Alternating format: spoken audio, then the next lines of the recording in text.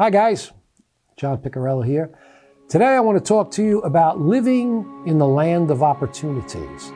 Now when I say living in the land of opportunities, I'm talking about a mindset. Mindset is the land you want to stay in, a productive mindset, a creative mindset. So why is that important? Because opportunities abound all around us. I'm a student of history, and I can remember reading when I was studying about the Great Depression of the 1930s, 20s and 30s, and how millions of people were out of work, and that's why they had the bread lines and so on.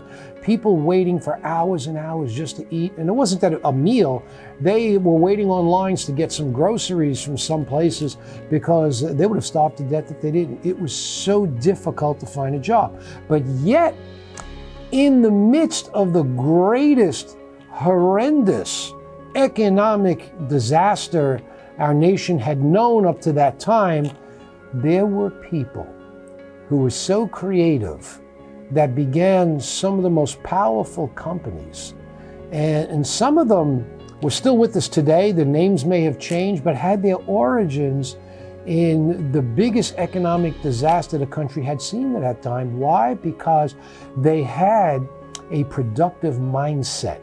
You know, it was an infinity mindset. So they thought of plenty. And they understood that things were tough. They understood that they were in the same boat as everyone else, but they were dreaming of a better day, and they knew, if I want a better tomorrow, I need to do something about it today. So for them, the opportunities were all around them, and they just looked around them to see what they could do.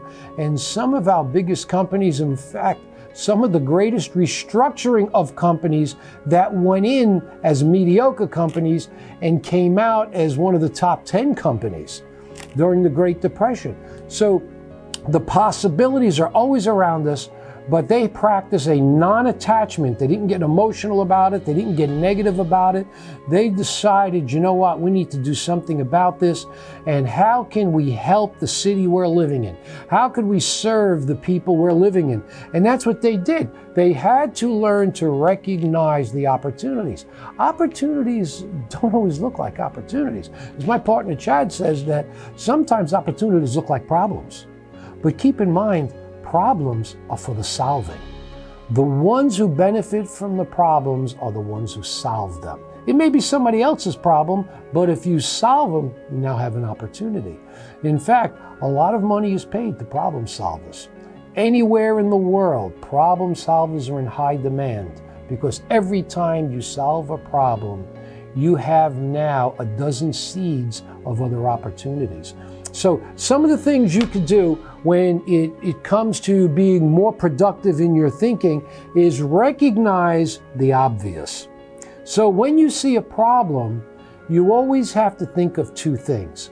First, every problem has a solution. There's no such thing as a problem that cannot be solved. Keep in mind, it cannot be solved with the same mindset that got us into the problem. So you have to go outside the box thinking. Secondly, every problem has within it the seeds of greater opportunity. Because when you solve the problem, several things come out of it. So here's the things you want to do. First is understand that every problem reveals a need. So just look around you. What do the people need?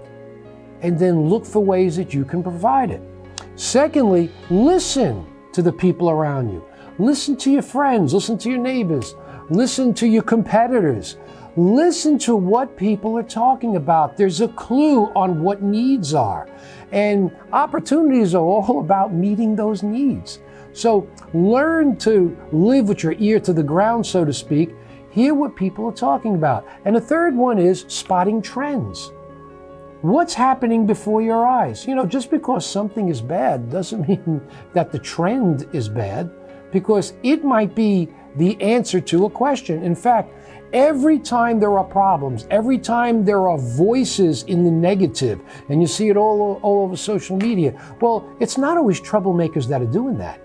Sometimes it's people voicing a need or voicing a problem that's not as obvious to other people, but it is to them. They see it coming.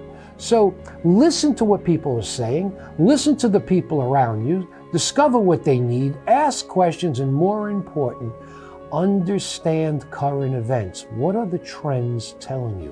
What are the experts saying, and what are the naysayers saying? Because between the two, you will find the land of opportunity. So until next time, keep your ear to the ground. Talk to you soon.